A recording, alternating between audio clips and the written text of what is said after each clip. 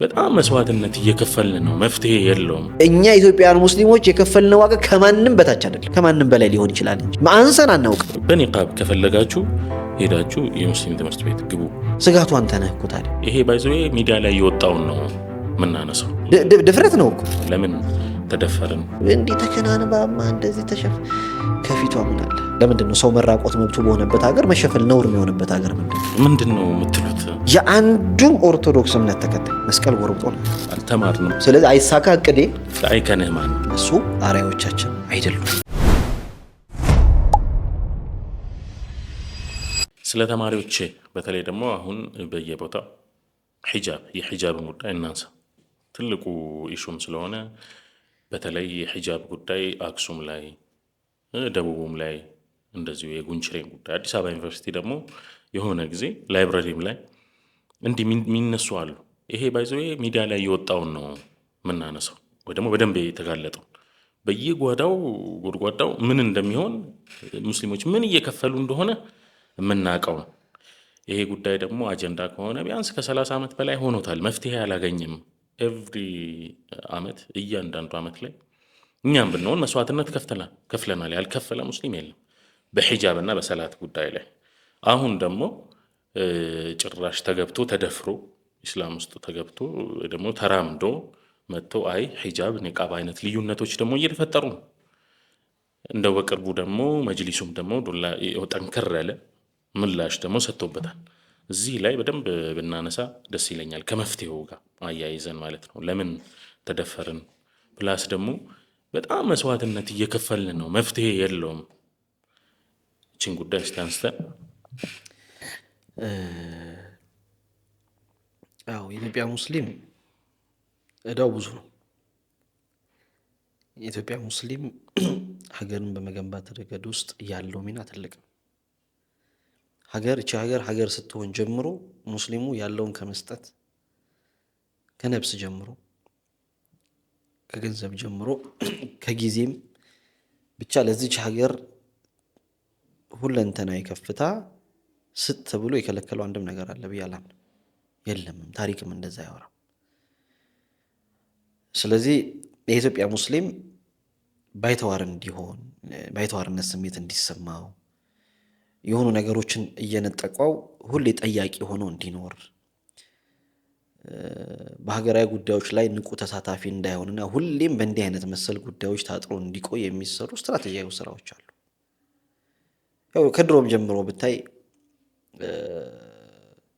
ሙስሊሙ እንዳይማር የሙስሊም ደግሞ ምን ተምሮ ምን ሊሆን ነው እዚህ መርካቶ ይግባ እንጂ ተብሎ ብዙ ሰው ወደ ንግዱ ዓለም እንዲሄድ ቢሮክራሲውን የመንግስት ተቋማትን የማስተዳደር ኃላፊነትና ለሙስሊም የማይፈቀድበት ተጨባጮችን አሳልፈናል። ሐቂቃ በዚህ መሃል ሙስሊሙ ባህል አደረገው። እነሱ ምን ብሎ መርካቶ ከተመ ፖሊሲው የሚቀርጸው እንትኑ የሚያወጣው እንትንም ዛም ብቻ ያሉትን ሰዎች በጠቅላላ ለምን ይጨነቅልሃል አንተ ታዲያ? ምን አገባው እንዴ? ስለዚህ የትኛውም አይነት ህጎች ሲወጡ እዛ ቦታ ላይ የተቀመጠው ሰው እምነት አለው። የእሱን እምነት በማይነካ መንገድና ሁኔታ ህጎች ይረቃሉ።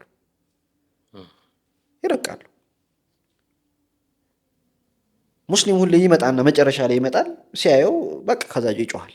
ይጮህ ዝም ይላል፣ ይረሳዋል። በዚህ መሃል ውስጥም ያው ገፍቶም ሄዶም መብቱን የሚያስከብር ሐቂቃ ተቋምም ረጅም ዓመታቶች ውስጥ ነበረን ብዬ መናገር ይከብደኛል። ይልቁንስ የሙስሊሙን ፍላጎት መብቱን ከማስከበር ይልቅ አሳልፎ የሚሰጥ ተቋም እንደነበረን ይታወቃል። እኔ በሐጅና ዑምራ ብቻ ቢዚ ሆነ በቃ ቢዚ ሆነ መብቶች ላይ እንትን የማይሆን አርፈ ተማር። ሰላት እኮ እንዲህ ተከለከለ ነው። ታዲያ ምን ችግር ኡዝር አይደል እንዴ? ስትወጣ አብረው ሁለቱንም አንድ ላይ ስገድ የሚል ተቋም ነበረን።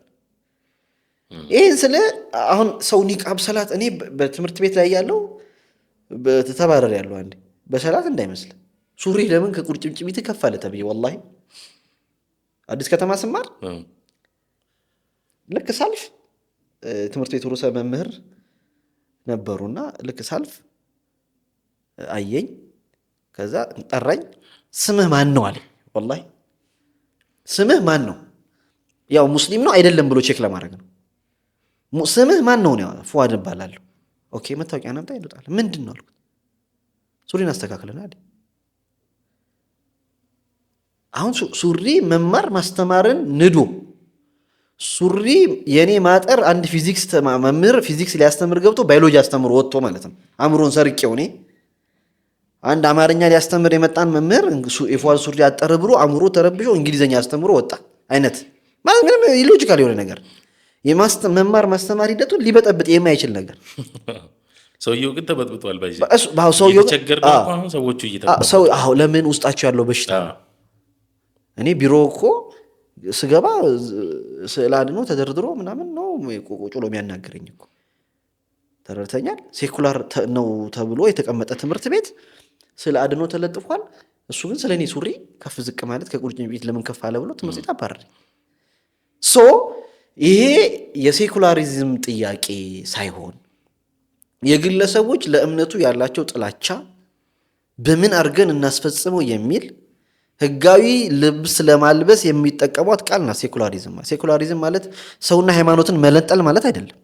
ወይም ሰውን ሃይማኖተኛ እንዳይሆን ማድረግ ማለት አይደለም። ሴኩላሪዝም ማለት እኛ ስንት ተቋማት እናያለን እንዴ? ባንኮች እኮ ስቲል ቄጤማ ተጎዝጉዞ ሻማ በርቶላቸው ምናምን ድፎ እየተቆረሰ ምንገባባቸው ስንት ባንኮች የሉም እንዴ? አሁን ይሁን ችግር የለውም። ሰው ሃይማኖተኛ መሆኑ አይከፋም። ችግሩ ምን መሰለ? እዛ ባንክ ውስጥ ያለ አንድ ሙስሊም ባንከር ፒሲው ላይ ነሺዳ ሲከፍት ግን ቁርአን ከከፈተማ ላ ኢላሀ ኢላ ምን ሆነሃል?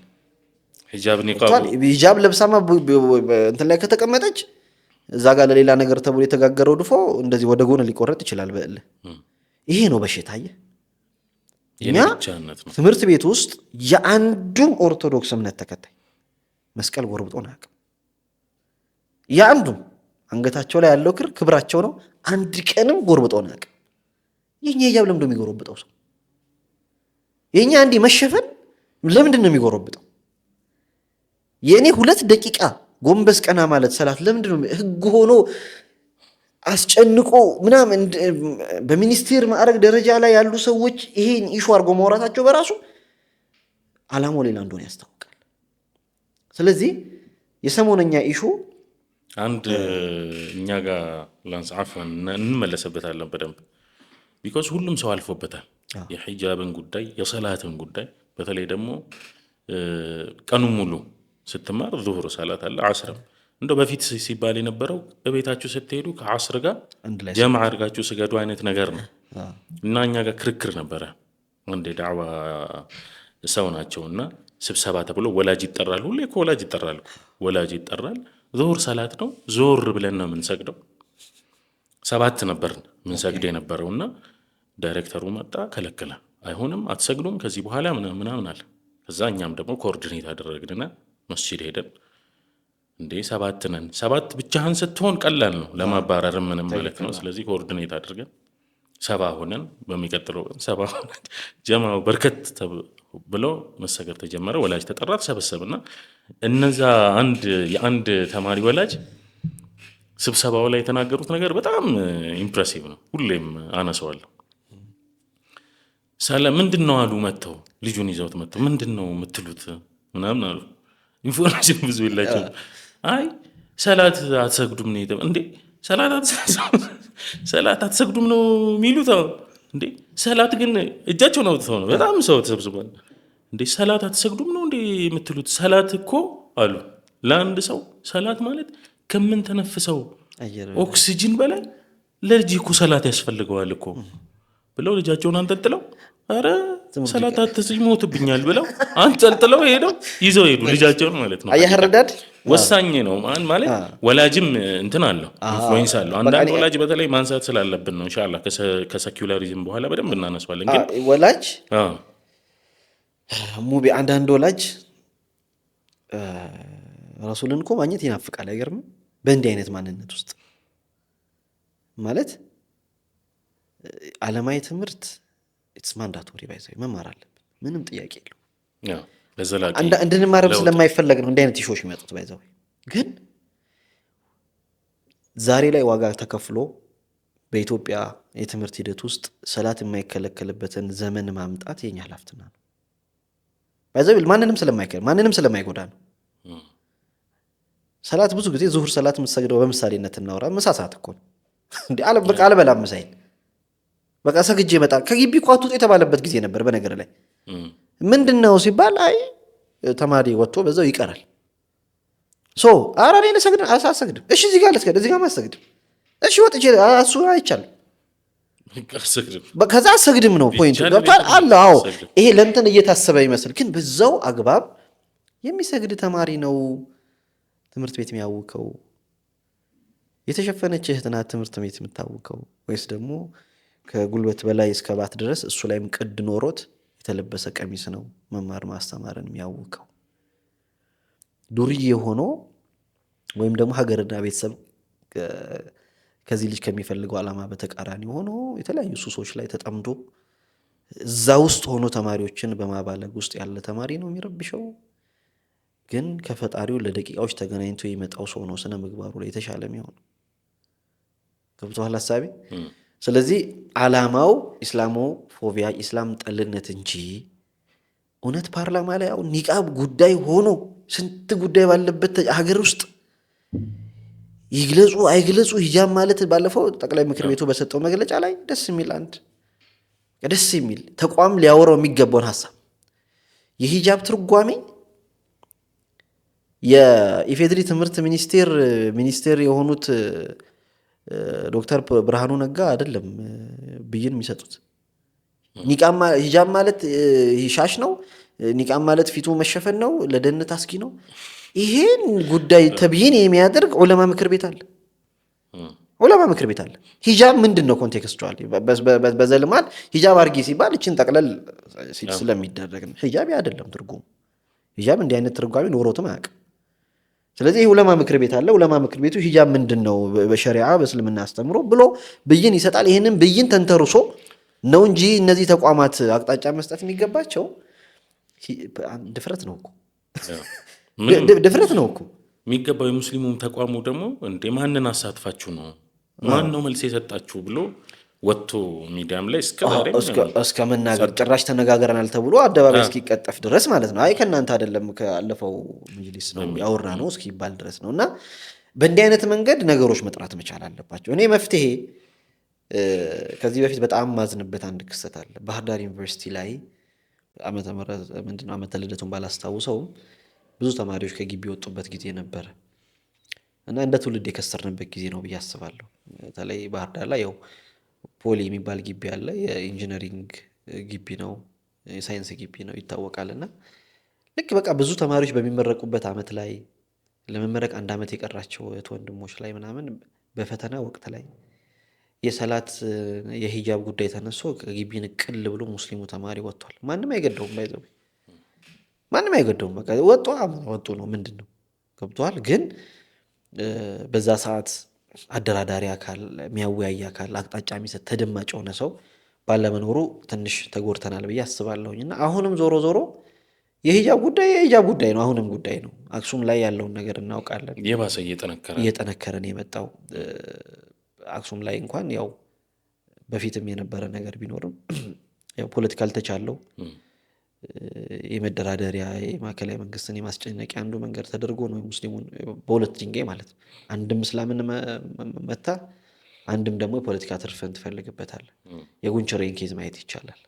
በርካቶች ከትምህርት ገበታቸው ወጥተዋል። ይሄ ይፈለጋል። ሆን ተብሎ ነው የሚሰራው። ብልጥም መሆንም አለበት ብዬ ማምነው ከዚህ አንጻር ሙስሊሙ ስትራቴጂክ የሆነ እንትን መሆን አለበት። ትርፍና ኪሳራውን ማስላት መቻል አለበት። እዚህ ጋር ተቋሙን በዛው ልክ ከዛ ደግሞ አልፈህ ትመጣለህ። አሁን በስፋት የትምህርት ዘመን እንግዲህ ላይ ያው ይገጥመናል ብዬ አስባለሁ። በተለይ የትምህርት ሚኒስቴር ያወጣው የሥነ ስርዓት ደንብ ህግ ብሎ ያወጣው ላይ ምንም አይነት ሃይማኖታዊ እንቅስቃሴ ማድረግ አይቻልም። እሺ እስማማለሁ። ሰላትን ግን እንዴት እናርጋት? ይሄ ለምንድን ነው ማስጨንቀው? ለምንድን ነው የሰላም ጥሪ የሚኮነው?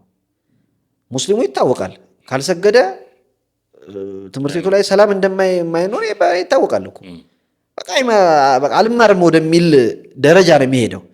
ስለዚህ አንድ የትምህርት ሚኒስቴርን የሚመራ አካል የሆኑ የአንዲት እንግዲህ ኢትዮጵያ ሙስሊም የአንዲት እዚች ሀገር ግማሽ ህዝብ ነው፣ ከግማሽ በላይ ነው። ገብቷል። የዚህ ማህበረሰብ አለመማር ካልቆረቆረው በቃ ስራው እኮ ልክ አይደለም ማለት ነው። የአንዲትን ግማሽ ህዝብ በቃ እንትን በለው ግማሽ ህዝብ በግማሹ እንግባባ ብዬ ጥያቄ ወደ ጎን ትተህ ያንተን የሥነ ስርዓት 3 ፍሬ ህግ አወጣው ብለህ ምትወበራ ከሆነ የተገቢ አይደል፣ ልክ አይደለም ይሄ።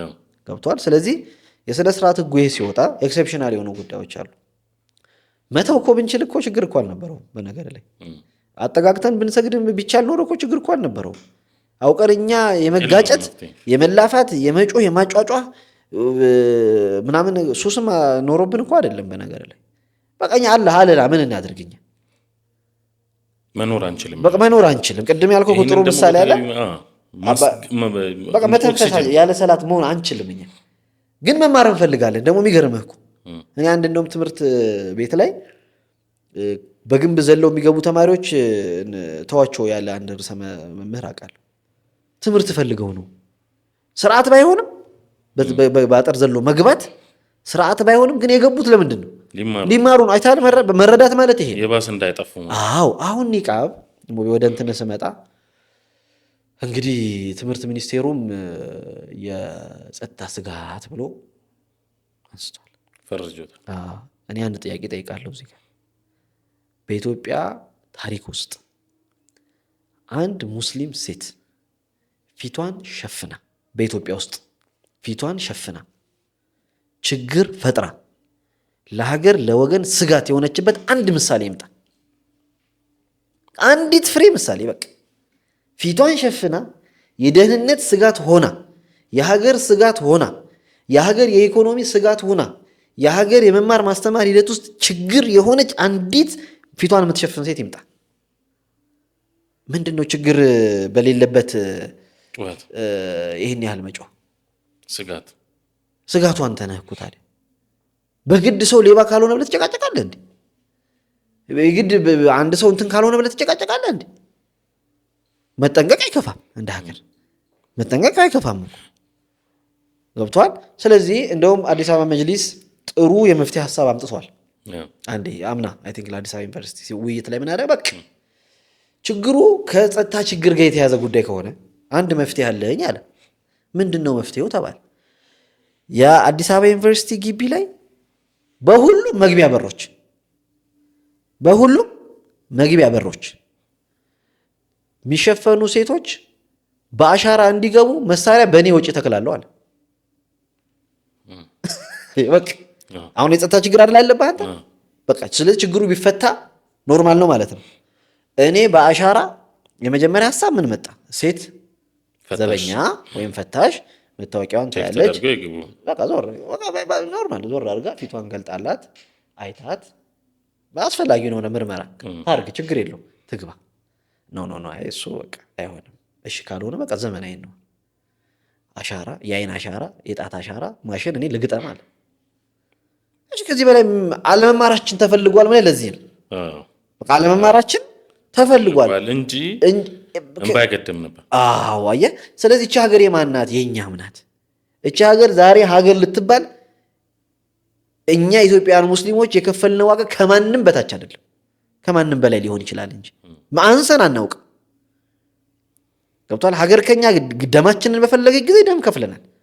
ክብራችንን በፈለገች ጊዜ ክብር ሰጥተናል። ገንዘባችንን ስትፈልግ ከሀገር እምቢ ያልነው ገንዘብ የለንም። መብታችን ጋር ስንመጣ ግን ደብል ስታንዳርድነት ተገቢ አይደለም። ሰላት ውዝን ይሄ የ5 ደቂቃ ጉዳይ ነው።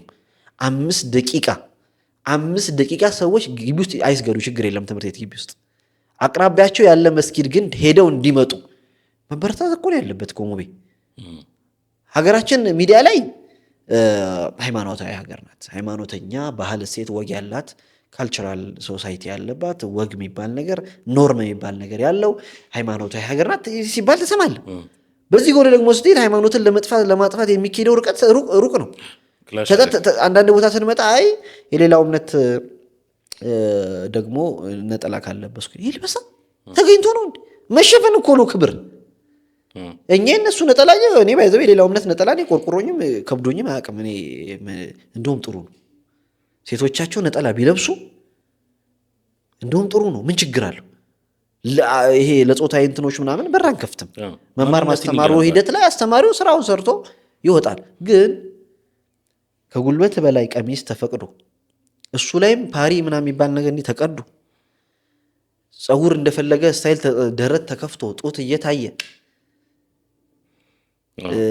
መማር ማስተማሩን ያውካል የሚል ምክንያት እየተሰጠን ስለሆነ ነው ማነሳው እኮ ገብቷል። እየሆነ ይሄ እቺ ተማሪ በዚህ ልክ መብቷ ተከብሮ ገላዬ አላህ ለፈቀደው አካል እንጂ ለማንም አይን ማረፊያ አልሆነም ብላ ትምህርቷን ወዳ ፈቅዳ መማር አለብኝ ተምሬ ሀገሬንም ወገሬንም አገለግላለሁ የምትል ሴት እንዴት ነው ምን አይነት ስለልቦና ቢኖርህ ነው? ውስጥ የሆነ የጠለሽ የጠቆረ የቆሸሽ የሃይማኖታዊ የእስልምና ጥላቻ ቢኖርህ እንጂ ይሄማ ግንባር ስም የምታስገባው እኮ አስተሳሰብ እኮ ነው። ማንነቷ የተገነባ ሴት ማለት ነው። ጀስት ሃይማኖት ማንነትን ይገነባል። ማንነቱ የተገነባ ሰው ለትምህርት ሲመጣልህ በደንብ አብቅተህ ማውጣት ሲቻል ግን ደግሞ መግፋቱ በጣም ስለዚህ ይሄን እንደ መንግስትም ቢሆን እዚህ በደንብ መናገር እንፈልገው መንግስትም ቢሆን እንዲህ ያሉ ሰዎችን ቢሮክራሲ ውስጥ የተሰገሰጉ ህዝብና መንግስትን አገለግላለሁ በሚል ሽፋን የሆነን ማህበረሰብ የሆነን እምነት ለመጥቀም የሆነን ማህበረሰብ የሆነን እምነት ለመጉዳት የተቀመጡ ሰዎችን ፊልተር አውት ማድረግ አለበት ብዬ አምናለሁ። ይሄ የማይነካ የማንደራደርበት ሰላት ኒቃብ ይሄ የኛ ምንትን ነው ሬድ ላይናችን ነው። ሰላትን ትተን በታሪክ ነጋውን ይሄን ሳነሳ በዚህ ዓመት ሰላት ተከለከለ የሚባል ነገር አልሰማንም አይደል? ስለሚመጣ ነው ይመጣል ስለማይቀር ነው የሚመጣው። መቼ ነው በለኝ ደግሞ የፈተና ወቅት ላይ ነው። ያው እቺ ንግግሬን ታያታለህ። የፈተና ወቅት ላይ ነው ሰዎች አጥንተው ለፈተና መዘጋጀት ባለባቸው ወቅት ላይ ሰላት ተብሎ አጀንዳ ሲመዘዝ ታያለህ። ሂጃብ ሲባል የምትሰማው እዚህ ወቅት ላይ ነው። ከነ ኒቃባ ትምህርት ቤት መስከረም ላይ መዝገበህ ፈተና ወቅት ላይ ጠብቀ ደግሞ ኒቃብሽን ካልገለጽ አትማሪም። ይሄ ብልግና ነው። 12 ዓመት አስተምራ ብልግና ነው። 12ኛ ዓመት ላይ እቺን የመንግስትስ ሀብት እሷ ላይ ፈሰስ የተደረገው የሀገር ሀብትስ እንዳይቆረቁረንም እንዴ? ስለዚህ ወላጆችም የመንግስት አካላትም የሃይማኖት ተቋማት ጉባኤም ጭምር የኢትዮጵያ እስልምና ጉዳዮች ጠቅላይ ምክር ቤትም በየተጽዕኖ ፈጣሪ ተደማጭ የሆኑ ግለሰቦችም ለኢትዮጵያ ሰላም የሚለፉ ማንኛውም አይነት የሌላ እምነትም ተከታዮች ቢሆኑ ችግር የለብንም። ይሄ ጉዳይ ለአንዴና ለመጨረሻ ጊዜ ሊፈታ ይገባል። አንዳንድ የሌላ እምነት ተከታዮች ማህበራዊ ሚዲያ ላይ የሚያነሱት ወሬዎች አሉ። እንዲህ ተከናንባማ እንደዚህ ከፊቷ ምን አለ? እንዲህ ምን አለ ከፊቷ? እንደ ሰው ታወራለች፣ እንደ ሰው ትጽፋለች፣ እንደ ሰው ተፈትና ጥሩ ውጤት አምጥታ ስንት ፊታቸውን የሸፈኑ ዶክተሮች፣ ስንት ፊታቸውን የሸፈኑ ኢንጂነሮች ባሉበት ሀገር እነዚህን ሰዎች ለማሸማቀቅ የሚካሄደው ነገር እውነት ከሀገር ሰላም አንጻር ታይቶ ከሆነ ሊጠና ይገባል። ፓርላማ ውስጥ ፊታቸውን የሸፈኑ እንስቶችን እያየን ነው አይደል? እንግዲህ የሀገሪቱ ትልቁ መወሰኛ ምክር ቤት ውስጥ ነው። ውሳኔ ከማስተላለፍ ውሳኔን ተፈጻሚ ከማድረግ ፖሊሶችን ከመቅረጽ ፊትን ሸፈነች እንጂ አእምሯን፣ አስተሳሰቧን፣ ከፍቷን አልቋጠረችውም እኮ። በቃ ለምንድን ነው ሰው መራቆት መብቱ በሆነበት ሀገር መሸፈን ነውር የሆነበት ሀገር ምንድን ነው ከተባለማ ወግና ስርዓቱ ከኢትዮጵያዊነት ወግና ስርዓቱ እኮ ይሄ ሽብሽብ ቀሚስ አይደል? አበሻ ቀሚስ ተብሎ እንዲህ ከላይ እስከታች ድረስ ምንንም የማያሳይ ነገር። አበሻ ቀሚሱ ሲሸጥ ያለ ሻሽ ተሸጦ ታውቃለህ? አይታውቃለህ? የለም እኮ ሻሽ አለው እኮ አብሮት። ለምን? ይሄ መሸፈን ክብር፣ የኢትዮጵያዊነት መገለጫ ማንነትም ስለሆነ ነው። ዛሬ ምናልባት ዘመናዊነት በሚል ሀሳብ እስላማዊ ጥላቻዎቻችንን በተቀመጠባቸው የህዝብ ውክልና ቦታዎች ላይ ባናንጸባርቀው መልካም ነው ብዬ አስባለሁ። በዚህ ሂደት ደግሞ ሙስሊሞች ሊኖረን የሚገባ አቋም አለ። እንሱር አኻከ ዛሊመን አው መዝሉማ አው ከማ ቃለ ነብዩ ዓለይሂ ሰላቱ ወሰላም። ወንድምህን ሲበድልም ሲበደልም እርዳው ነው የተባለው። የትኛው ወንድምህን ምንም ጀስቲፊኬሽን የለውም። እስላማዊ ወንድማማችነት ውስጥ ያለ ወንድምህን በደል ሲደርስበት አብረው ቁም። ኧረ እኔ ሲበደልም አናን ካልክ ሲበደልም ቁም። አይደለም ተበድሎ ሲበደልም አብረው ማለት አይደለም ሲበደልም ሲበድል አብረው እንዴት ነው ተው ይሄ ካንተ አይጠበቅም በለው። ከልክለው ሲበደልማ ሚን ባቢል አውላ ነው ሲበደልማ። ስለዚህ ሂጃብ ስትነጠቅ ኒቃቧ ሲገፈፍ ምን ከፍታ አትማርም እንዴ ምንድነው እንዴ ማካበድ የምትል ከሆነ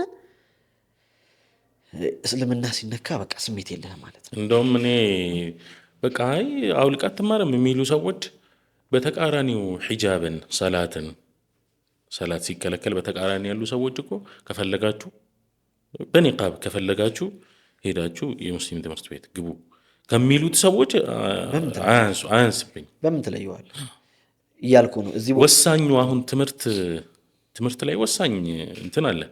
አልተማርንም። አለመማራችን አሁን ካለው የጊዜ ወደ ዓለሙ እየፈጠነ ካለበት እንትን ጋር በደል ነው የሚሆነው።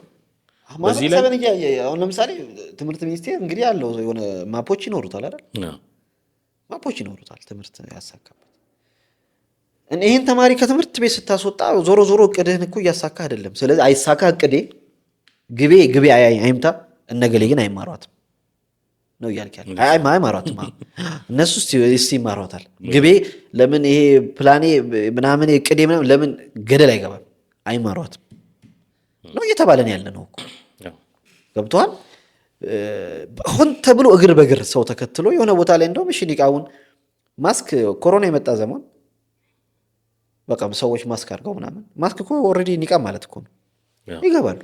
አንዳንድ ብዙ ትምህርት ቤቶች ላይ ማክስና እንትን አድርገው በኒቃብ ማስክ አድርገው ይገባል። አንድም ሰው ቼክ አድርጓቸው ያውቅ። ሹፍ ልብ በል አሁን አለመታየቷ ከሆነ ችግር ነው የምነግርህ። የኮሮና ጊዜ እንዴት ሆነን እንትን በሽታ ስለሆነ ያው ሁሉ ሰው ኒቃብ ለብሶ አያታል አላ እንደዚህ ነው። በነገር ላይ በቃ እዚህ ቦታ ነገር አይቻልም ስለ ያመጣልሃል። ወደ ሳይሆን በግድህ ያለብስሃል፣ በግድህ ያስለብሳል።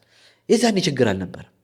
አሁን ደግሞ በቃ ልክ ማክስ አድርገው ደግሞ ሲገቡ ሂጃብ ስላለች ሙስሊሞች ናቸው እኛ ልሸውዱ ኒቃቡ ምናምን ተብለ ደግሞ ማስክ አውልቅ። ተመልከት፣ ከጤና ጋርም ጭምር የሚጣረስ ነገር ነው። እኛን ተውሁን። እኛ ለሀገር መቼም ሰላም ለማንም ደግሞ እንዲህ ብለን የሚያበራረትም ግዴታ የለብንም።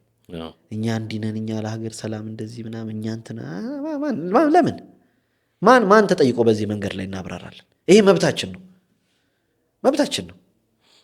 ለሀገር አንዲት ሰው ነው ነገር አንዲት የምትሸፈን ሴት ታክሲ ውስጥ ገብታ ስጋት መሆን ካልቻለች፣ በማህበራዊ ህይወት ውስጥ አብራ እየኖረች ጎረቤቶቿ ጋር ስጋት ማትሆን ሴት በፋይናንስ ተቋማት ውስጥ ገብታ ፋይናንስ ተቋሙን በእውቀቷ እያገለገለች ያለች ሴት በሀገራዊ ኢኮኖሚ ጉዳዮች ላይ ችግር መሆን ያልሆነች ሴት ሕክምና ተቋማት ውስጥ ገብታ ከትልልቅ ሰርጀሪዎች ውስጥ እየተሳተፈች የሰው ሆድ ዕቃ ውስጥ የሰው አካላዊ ማንነት እንትን ውስጥ ገብታ ስንት ጉድ የምትሰራ ስንት ሕክምና የምትሰራ ሴት ለሰው ጤና ችግር ያልሆነች ሴት መከላከያ ሚኒስቴሯን ማየት እንችላለን እኮ አይደል? ሂጃቢስት ናት እኮ አይደል እንዴ? ሀገርን እያገለገለች ያውን ትልቅ ፖዚሽን ላይ ሆነ እንደዚህ አይነት ሰው ችግር ሳይሆን ትምህርት ቤት ችግር እንዴት ነው ማለት? ትምህርት ቤት ነጥሎ ይሄ እዚህ ጉዳይ ሹፍ አየህ፣ ማህበረሰብ የሚገነባበት ኤሪያ ላይ ነው ችግር የሚፈጥሩበት። በቂ ጥናት አለመኖሩን ነው የሚያሳየው። ትምህርት እያልኩ ነው። ትምህርት ቤት ላይ ትውልድ የሚፈጠርበት ቦታ ነው፣ ትውልድ የሚገነባበት ቦታ ነው።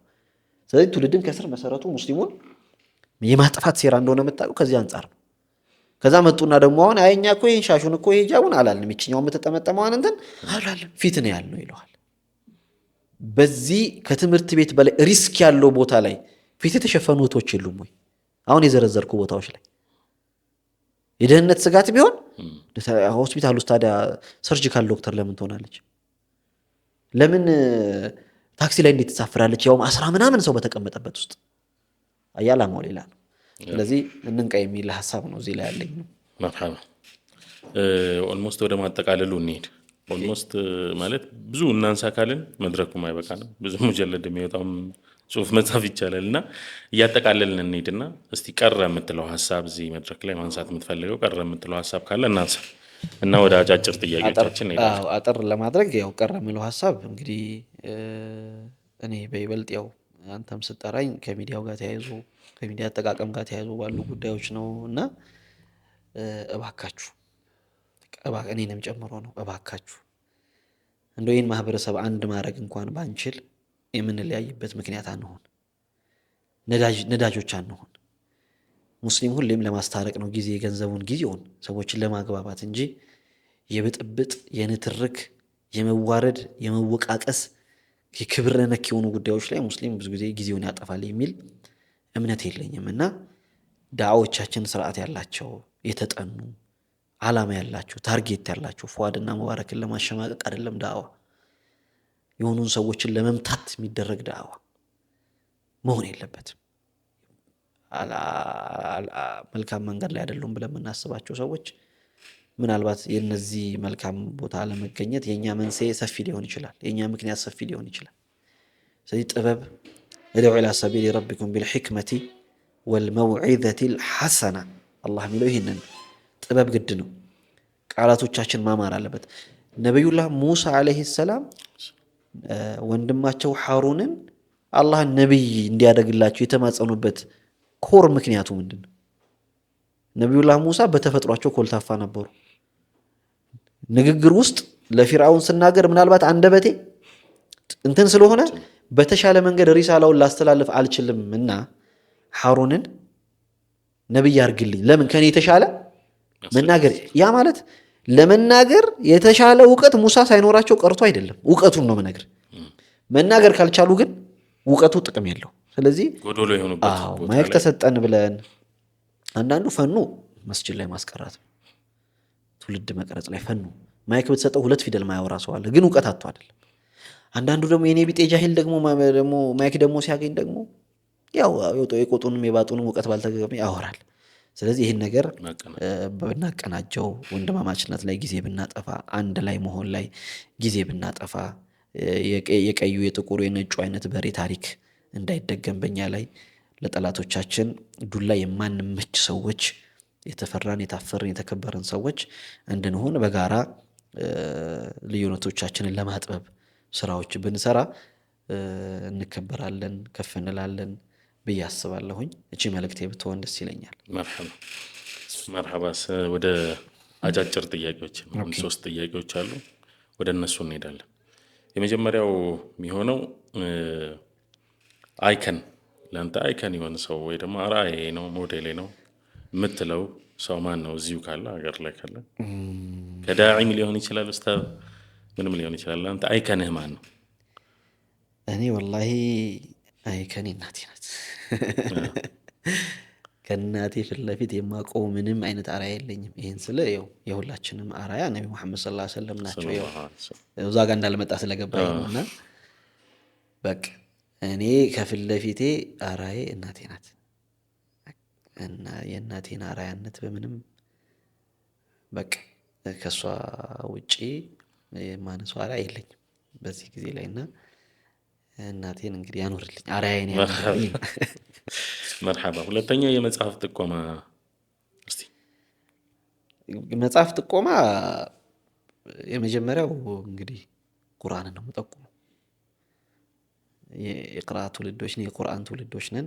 ከቁርአን ጋር ያለን መስተጋብር በጣም እንትን መሆን አለበት ብዬ አስባለሁ። እኔ ቁርአን ሳይነበብ ምንም መጽሐፎች ቢገላበጡ ለውጥ ያመጣል ብዬ አላምንም። ስለዚህ ይሄ ትውልድ ከቁርአን ጋር ያለውን መስተጋብር በጣም ሊያጠነክር ይገባል ብዬ አስባለሁ። ሁለተኛው ለውጥ የሚለውን መጽሐፍ ጠቁማለሁ። ደግሞ ከዛ ስንወጣ የኡስታዝ ኢንጂነር በድሩ ሁሴን መጽሐፍ ናት። ሌላኛው ቢስሚከ ነህያ የምትለዋን መጽሐፍ እንዲሁ እጠቁማለሁኝ። እነዚህ መጽሐፍቶች ቢነበቡ ያው ህይወታችን ላይ የተወሰነች ለውጥ ይኖራል ብዬ ነው የማስበው። ዓለማዊ መጽሐፍ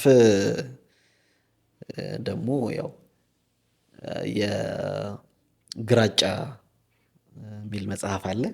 እሱም ብታነ ግራጫ ቃጭሎች የሚል የአዳም ረታ መጽሐፍ አለ። የበዓሉ ግርማ ኦሮማይ ያው ሁሉም ሰው መድረኩ ሲሰጠው እቺን መጽሐፍ ሳይጠራ ሌላኛው ሰመመን የሚል የሲሳይ ንጉሴ መጽሐፍ አለ። እነዚህ መጽሐፍቶች ምናነብ ብዙ ጊዜ ያው ኧረ እንትን ላይ ጊዜን አታጥፋ ምናምን የሚሉ ሰዎች አሉ። እውቀት የኛ ሀብት ናት፣ የሙስሊሞች ሀብት ናት። የትም ቦታ ብትገኝ መያዝ መቻል አለብን። ይህን መጨረሰ ነው ወደዛ የምትሄደው ምናምን የሚል ሰው አለ። እና ብዙ መጽሐፍቶች የግድ መጽሐፍቶችን ለማንበብ ሙስሊሞች መጽሐፍ አይጠበቅባቸውም። ሀሳቡን ነው የምንገዛውና ግን መጀመሪያ እርቃችን ከቁርአን ጋር ይሁን። ከእስላማዊ መጽሐፍቶች ጋር ይሁን ከሐዲስ ጋር ይሁን ፈለጎቻችን እነዛ ስለሆኑ መነሻ እኛን የሰሩን እነሱ ስለሆኑ፣ ከዛ ውጭ ግን አንብቦ ክፉና ደጉን መለየት ተገቢ ነው ብዬ አስባለሁ። መርሐባ። የመጨረሻ ጥያቄያችን ነው። አንዳንድ ቪዲዮዎች ቲክቶክም ላይ ምንም ላይ ኢሚዲየትሊ በጣም የሚነዝሩ አንዳንድ ነገሮች ታያለህ። ወዲያውኑ ምንድን ነው የምታደርገው? ወዲያውኑ ቪዲዮ ለመቅረጽ ወይ ደግሞ ለዛ መልስ ለመስጠት የምትሄደው ወይስ ደግሞ ምንድን የምታደርገው የተለየ ነገር አለ ወይ? እኔ ያው በተለይ ከኔ ኮንቴንት አንጻር ኢስላም ላይ የሆነ ጣት የቀሰረ ድንበር የታለፈ ነገር ሳይ ያው ጓደኞቼ የሚመሰክራሉ እና በጣም በቃ ቪዲዮ የምቀርጽበትን ቦታ ነው የምፈልገው። በቃ በፍጥነት አይ ለእንትኑ ሳይሆን በቃ በጣም እንትን እላለሁኝ፣ ግን በጣም ሞር አስባለሁ። ያው አራያዎቻችን እንትና ማናቸው አንድ ታጋይ ነበሩ፣ ስማቸው አሁን ጠፋኝ። ዑመር ሙኽታር አንድ ንግግር አላቸው። ለምን የነሱ ምርኮኛ ይዘው መጥተው እየቀለቡ እያስተማሩ ጥሩ መኝታ እያስተኙ፣ የነዚህ ደግሞ ሰዎች ጣሊያኖቹ ደግሞ ሲይዙ እጅ እየቆረጡ ነፍሳቸውን እያጠፉ ከመጠን በላይ ያሰቃያሉ አይደል? እዚህ ያሉ ሰዎች ጥያቄ ያቀርቡ፣ እነሱ ምርኮኞቻችንን እያሰቃዩን እኛ እዚህ የነሱን ምርኮኛትን፣ እነሱ አርአያዎቻችን አይደሉም። ንዴቴን አብርጄ ነው ባይዘው በዛ ልክ ሚዲያ ላይ ስትወጣ ንዴቴን አብርጄ ነው። ለምን ነብዩ መሐመድ ሰለላሁ ዐለይሂ ወሰለም ምን ይላሉ? ጀግና ብሎ ማለት የሆነ ሜዳ ላይ ታግሎ የጣለ ወይም ታግሎ ያሸነፈ ሳይሆን በንዴት ጊዜ ንዴቱን መቆጣጠር የቻለ ነው። ምክንያቱም የተናደደ ሰው ድንበር ያልፋል። ስለዚህ በጣም እናደዳለው። በጣም ስሰራውም ሆት ሆኜ ነው፣ ግን በጣም ሆትም ሆኜ ግን በጣም በርጄ ነው ባይዘው። ብዙ ጊዜ የመሳሳት ማለት ወዲያውኑ የሆነ ነገር ሪአክት ታደርግና ሰው ጋር ሲደርስ ምን ሊሆን ይችላል፣ መልሴ እንዴት መሆን አለበት ምናምን የሚለውን ነገር ቆም ብሎ እኔ ኮሜንት 4000 ኮሜንት ቢኖርኝ 4000ንም አነባለሁ። 4000ንም ነው ማነበው ወላሂ። ምክንያቱም እኔ ያላየሁትን ሰው ቪዲዮ ሲያይ የሚያየው ነገር አለ። ያየው ቦታ ላይ እኔ አያዋለሁ። ደግሜ ቪዲዮን በዛ ልክ ነው ማየው። ባለው ልክ ነው አይደለም። ስህተት ከሆነ ወላሂ እችን መታከል ኪብራ የለብኝም፣ አጠፋዋለሁ። እኔ ቪዲዮን 300 400 ሺህ ሰው ባይ ችግር የለብኝም። እኔ ልክ ካልሆነ ኮሜንት ዲቴል ነው ማነበው። ዲቴል ቪዲዮችን ካየ ብዙ ሪፕሌይ ታገኛለህ። እኔ ሰርቼ እንዳፍጥርጥሩ አልልም፣ በደንብ ሪፕሌይ ያደርጋለሁ እኔም። ስለዚህ ያው እስላማዊ ጉዳዮች ሲሆን በተቻለ መጠን ለመታገስ እሞክራለሁ። ከዛ ቪዲዮ ላይ ስወጣ ደግሞ ሆት ልሆን እችላለሁ። ሆት ሰውን ግን ትንሽ ስለበረድኩኝ ብዙ ድንበር ላላልፍ እችላለሁ። ምናልባት ደግሞ ያው በቪዲዮዎቼ ላይ በተለይ ሙስሊም ወንድሞቼ ላይ ድንበር ያለፍኩባቸው ካሉ በዚሁ አጋጣሚ አፍታን እጠይቃለሁ። ያው ሰው ሆኖ ማይሳሳት የለም። ሐቂቃ ጹሞች አይደለንም። ያስከፋዋችሁ ያስደበርኳችሁ እንትኖች ከወንድሞች ካላችሁ በዚሁ አጋጣሚ እኔም እንደ ማንኛውም ሰው አጥፊ ነኝና ይቅርታዬን እጠይቃለሁ። መርሐባ ፉዬ መተህ በደንብ ፍሬ ያለው ነገር ጥሩ፣ በተለይ በወጣቱ ጉዳይ ላይና በሚዲያ ጉዳይ ላይ ለሰጠህን ሀሳብ ጀዛከላህ ኸይር፣ በጣም እናመሰግናለን። እንግዲህ ተመልካቾቻችን ከፉአድ ጋር የነበረን ቆይታ ይሄን ይመስል ነበር። በቆይታችሁ ምርጥ የሆነ ወይ ደግሞ ቆንጆ ሀሳቦችን እንደወሰዳችሁ ተስፋ አደርጋለሁ። ቻናላችንን ሰብስክራይብ አድርጉ። ከወደዳችሁት ላይክ፣ ሼር በማድረግ እንድታግዙን እጠይቃለሁ። እኔ ከሌላ እንግዳ ጋር በሚቀጥለው በሙባረክ ፖድካስት እመለሳለሁ። እስከዛ ማዕሰላም።